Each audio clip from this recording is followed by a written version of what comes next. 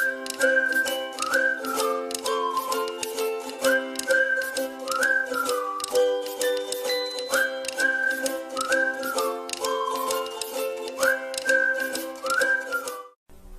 Friends, இந்த வீடியோவை click பண்ணதுக்கு ரொம்ப நன்றி.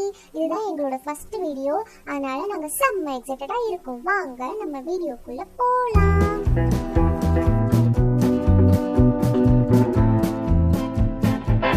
இந்த பிளேயர் பண்ணி ஒரு 7-8 இயர்ஸ் இருக்கும். ஆனாலும் அது இன்னும் ஃப்ரெஷ்ஷாக அப்படியே இருக்குது. இதே தான் நான் இப்போ இந்த கோல்டன் கலர் ஃபோம் வச்சு உங்களுக்கு செஞ்சு காட்ட போகிறேன். ஃபஸ்ட்டு கார்டு, இந்த மாதிரி ஒரு கார்டு எடுத்துக்கோங்க. ரொம்ப திக்காக இருக்கணும்னு அவசியம் இல்லை, ஓரளவுக்கு ஸ்டிஃபாக இருந்தால் போதும்.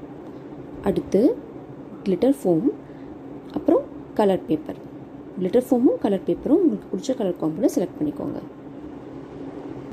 ஃபஸ்ட்டு நம்ம இந்த கார்ட்போர்டையும் கலர் பேப்பரையும் ஒரு ஸ்கொயர் ஷேப்பில் நமக்கு வேணுங்கிற சைஸுக்கு கட் பண்ணி எடுத்துக்கலாம். நான் இப்போ ஆல்ரெடி கட் பண்ணி வச்சுட்டேன். இந்த கலர் பேப்பர் தான் நமக்கு பிள்ளையாரோட பேக்ரவுண்டாக வரப்போகுது.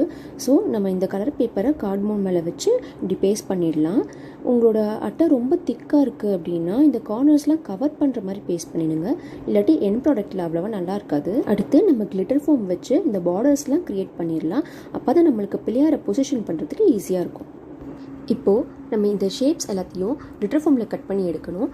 நம்ம ஃபஸ்ட்டு பேப்பரில் ஒரு டெம்ப்ளேட் க்ரியேட் பண்ணிவிட்டு அதை யூஸ் பண்ணி கிளிட்டர் ஃபோமில் கட் பண்ணால் நமக்கு நல்லா ஈஸியாக இருக்கும்.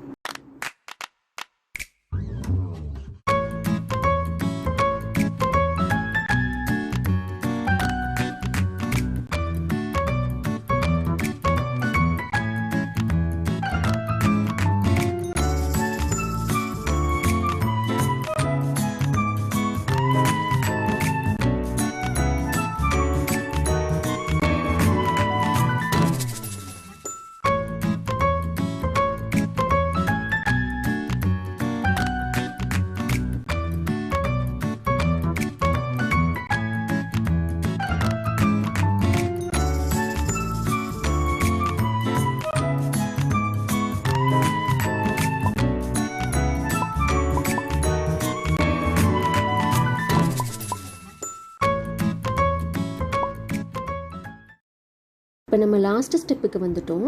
நம்ம இப்போ இதை இப்படியே பேஸ்ட் பண்ணோன்னா ரொம்ப ஃப்ளாட்டாக இருக்கும். அதுக்கு என்ன பண்ணலான்னா, இதை இப்படி பாதியாக ஃபோல்ட் பண்ணிவிட்டு அப்புறம் இப்படி ஜிக்ஸாக்காக நம்ம ப்ரெஸ் பண்ணி ஓப்பன் பண்ணோன்னா நமக்கு வந்து ஒரு எம்பாஸ் லுக் கிடைக்கும். நம்ம இந்த மாதிரி எல்லா பீசஸ்க்கும் இப்போ பண்ணிடலாம்.